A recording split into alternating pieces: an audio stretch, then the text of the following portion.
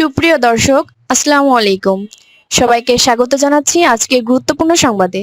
প্রথমে জানিয়ে দিচ্ছি সংবাদ শিরোনাম, পরে বিস্তারিত। নির্বাচন তো হবেই, 100% হবে। ডক্টর ইউনূস বলেছেন যে কোনো কিছুর বিনিময়ে নির্বাচন হবে। তবে এই নির্বাচন কেমন হবে? এই নির্বাচন পাতানো হবে। আশঙ্কা কার? মাত্র জুম্মায় 8 দিন হয়েছে ডক্টর ইউনূসের যে সিপাহ সালারগুলো ছিলেন, উপদেষ্টা পরিষদের সবচেয়ে প্রভাবশালী উপদেষ্টা আসিফ মাহমুদ সাবেক, তিনি যখন বলেন পাতানো নির্বাচনের চেষ্টা চলছে, রুখে দেওয়া হবে, এখন তিনি এনসিপির মুখপাত্র, তো ওনার এই কথাটা তো আমরা হালকা নেওয়ার কোনো কারণ নাই। সরকারের ভিতরে এতদিন ছিলেন, ইটিস পিটিস কোনো কিছু থাকলে সেটা তিনি বুঝে আসছেন। এখন তিনি যখন বলেন পাতানো নির্বাচনের চেষ্টা চলছে, স্বাভাবিকভাবে এটার একটা প্রতিক্রিয়া তৈরি হয়। অপরদিকে জাতিসংঘ বলছে বাংলাদেশের এই নির্বাচনে তাদের পর্যবেক্ষক পাঠানোর কোনো আগ্রহ নেই। কেন? ডক্টর ইউনূস তো কথা দিয়েছেন সারা পৃথিবী তাকাই থাকবে, এমন একটা নির্বাচন হবে। আবার তখন এই সরকারে উপদেষ্টা আসিফও ছিল। আজকে কেন মনে হচ্ছে তার পাতানো নির্বাচন চলছে? মানে এই সরকার কি বিএনপিকে ক্ষমতায় আনার জন্য কোনো পাতানো নির্বাচনের আয়োজন করছে? ওনাদের কথায় তো এটাই মনে হয়। আপাত দৃষ্টিতে আরও একটি পাতানো নির্বাচনের চেষ্টা চলছে জানিয়ে তা প্রতিহত করতে ভোটের আগেই মাঠে নামার হুঁশিয়ারি দিয়েছেন সাবেক উপদেষ্টা, এই মুহূর্তে এনসিপির মুখপাত্র আসিফ মাহমুদ সচিব ভুইয়া। গতকালকে রাজধানীর আগারগাঁওয়ে নির্বাচন ভবনে প্রধান নির্বাচন কমিশনার অর্থাৎ সিইসি এএমএম নাসিরউদ্দিনের সাথে একটা বৈঠক ছিল। বৈঠক শেষে গণমাধ্যম কর্মীদের উদ্দেশ্যে তিনি এই তথ্য দেন। তিনি বলছেন যে একটি নির্দিষ্ট দলের প্রতি অর্থাৎ বিএনপির প্রতি প্রশাসনের পক্ষপাতিত্ব দেখা গেছে।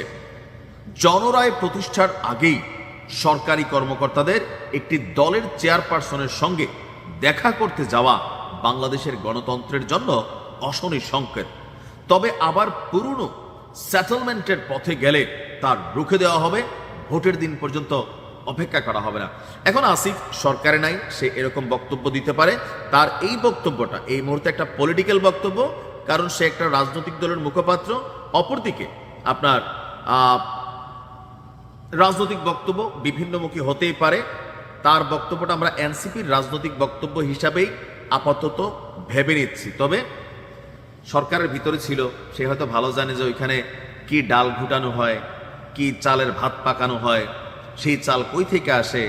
আসলে অনেক কিছু আসিফের কথার মধ্যে এখানে টেনশনের তৈরি করে। এবার আসেন জাতিসংঘের হঠাৎ কি হইল যে তারা যেন বাংলাদেশের নির্বাচনে পর্যবেক্ষক পাঠানোর পরিকল্পনা নেই। এত বড় একটা নির্বাচন এত বছর পর হবে, এই বক্তব্য দিয়েছে জাতিসংঘ। গতকালকে নিয়মিত ব্রিফিংয়ে এক প্রশ্নের জবাবে জাতিসংঘের মহাসচিবের মুখপাত্র স্টেফান দুজারিক তিনি বলছেন আসন্ন ত্রয়োদশ জাতীয় সংসদ নির্বাচনে কোনো পর্যবেক্ষক পাঠানোর পরিকল্পনা নেই জাতিসংঘের। তার বক্তব্য হচ্ছে যে এখন কেন আসলে এটার একটা ব্যাখ্যা আছে। সাধারণত জাতিসংঘ নিজ থেকে উদ্যোগ নিয়ে কখনো কোনো নির্বাচনে পর্যবেক্ষক পাঠায় না। এই ধরনের সিদ্ধান্ত কেবল জাতিসংঘের সাধারণ পরিষদ অথবা নিরাপত্তা পরিষদের ম্যান্ডেট থাকলেই নেওয়া হয়। বর্তমানে নির্বাচন পর্যবেক্ষণে জাতিসংঘের কাজের আওতায় নেই। তবে বাংলাদেশে জাতিসংঘের কার্যালয়ে নির্বাচন সংক্রান্ত কোনো কারিগরি সহায়তা দিচ্ছে কিনা এ বিষয়ে খোঁজ নেওয়া হবে। তো এখন বিশ্বের বিভিন্ন দেশে নির্বাচন প্রক্রিয়ায় জাতিসংঘ নিয়মিতভাবে কারিগরি সহায়তা দিয়ে থাকে, তাদেরকে হয়তো ডাকতে হয়। তো সরকারের পক্ষ থেকে আমি 100% শিওর সারা পৃথিবীকে ডাকবে, যে ডক্টর ইউনূস যতটা ওয়ার্ল্ড ক্যারেক্টার বা ওয়ার্ল্ড ফিগার, তো সেই জায়গা থেকে তিনি সবাইকে দেখাতে চাইবেন যে কেমন হলো নির্বাচনটা, দেখে নাও। আসলে নির্বাচনে অনেক সংখ্যা আছে, অনেক বক্তব্য আছে, তবে আমি মনে করি নির্বাচন হবে।